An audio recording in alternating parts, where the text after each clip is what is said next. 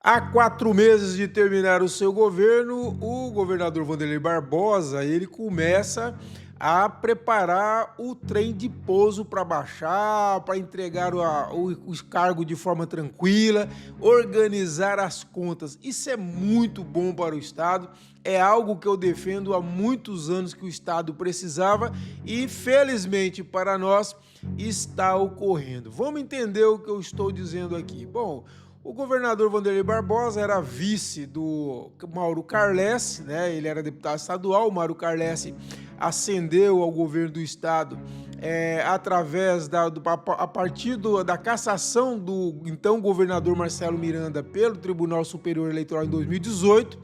O Wanderlei concorreu a vice, né, e ganhou a eleição até tampão, né, suplementar, e depois voltou a concorrer a vice e venceu novamente com o Carlesse encabeçando a chapa em 2018.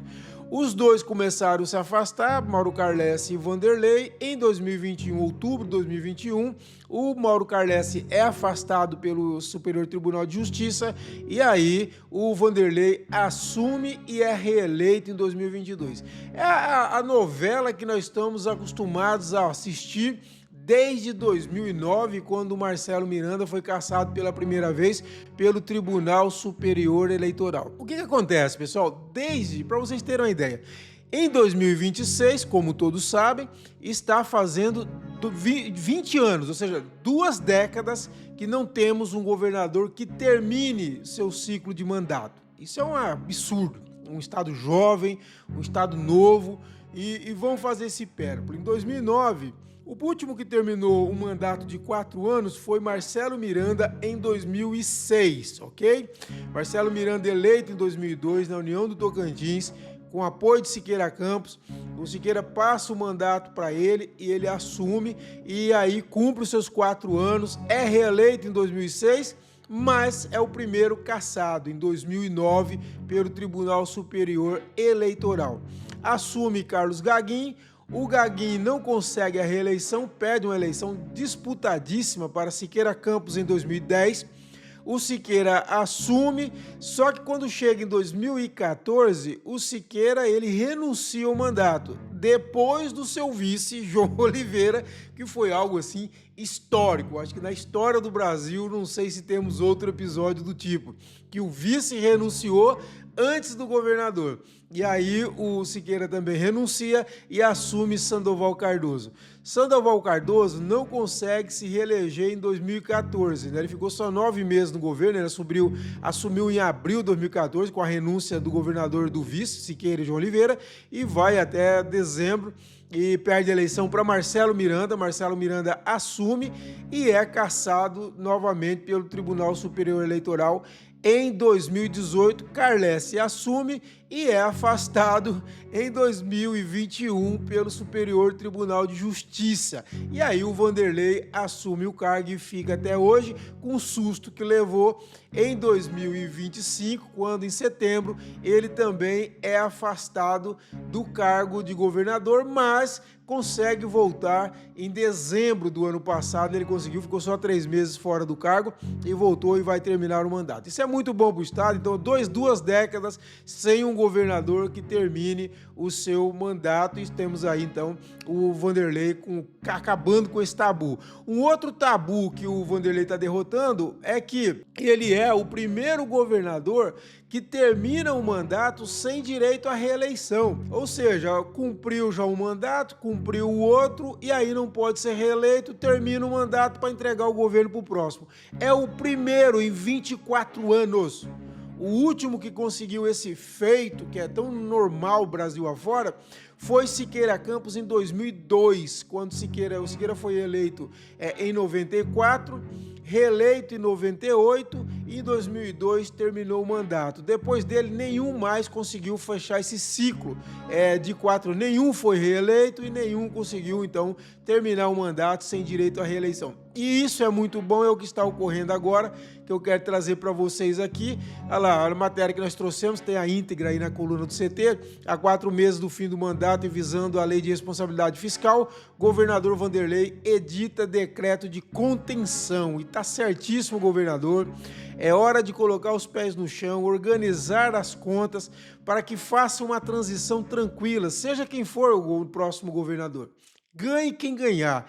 Eu acho que o governador precisa realmente ter esse compromisso com o Estado, que está demonstrando aqui que tem, e esperamos realmente que continue assim, de fechar as contas, entregar as contas organizadas.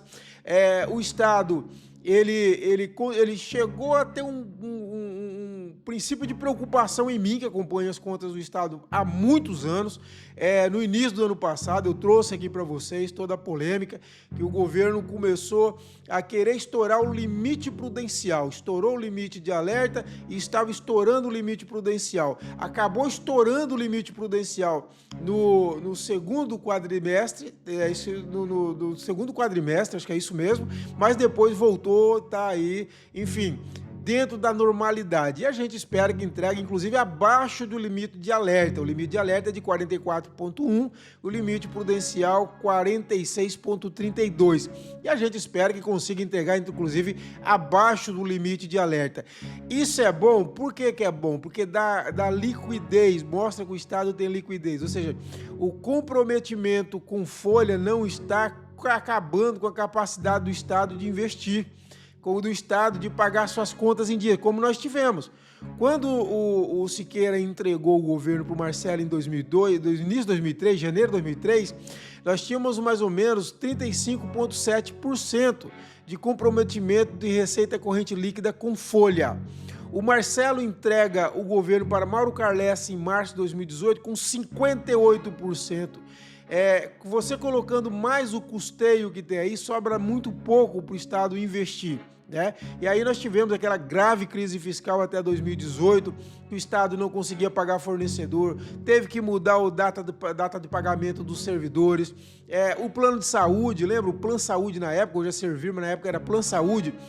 Quase toda semana era suspenso por falta de pagamento. Enfim, o inferno que o Estado viveu. Como é um Estado pequeno, de economia incipiente, e isso acaba afetando a economia em geral, afeta o comércio, enfim, causa um caos para o Estado. Então nós não queremos isso de volta. Nós queremos um Estado com capacidade de pagamento. Um Estado, lógico, que tem um servidor muito bem remunerado, que tem um servidor eficiente, mas que consiga pagar suas contas e fazer investimento. Isso para um Estado pequeno como Tocantins, isso é fomentar a economia estadual, ok? É muito importante. E é nesse sentido que o governador tem razão. Ele acaba com dois tabus. O primeiro tabu de 2 décadas assim que um governador termina o mandato, está terminando, e o tabu de um governador que termina o mandato sem direito à reeleição, com essa tranquilidade para acertar as contas, como ele está fazendo, ajustar, para entregar para o seu sucessor da melhor maneira possível, para que o Estado tenha uma transição sem solavancos. Sabe, uma transição tranquila, suave, para que o próximo governador tenha liberdade, tranquilidade de fazer ou executar aquilo que o eleitor aprovou nas urnas, sem o desespero de ter umas contas todas estouradas, sem saber como vai pagar salário, sem saber como vai pagar fornecedor. Isso que não pode mais ocorrer. Se isso não ocorrer, a economia do Estado está desenvolvendo, o Estado está num bom momento. Olha Palmas, olha as Baraguaína, Gurupi, Porto Nacional, enfim, o Estado está o bico do papagaio. Então nós temos muitos investimentos chegando no Tocantins. O Tocantins vai ser um Estado grande. Eu acredito demais nesse Estado. Nós precisamos de ter gestores de responsabilidade, de compromisso com o Estado.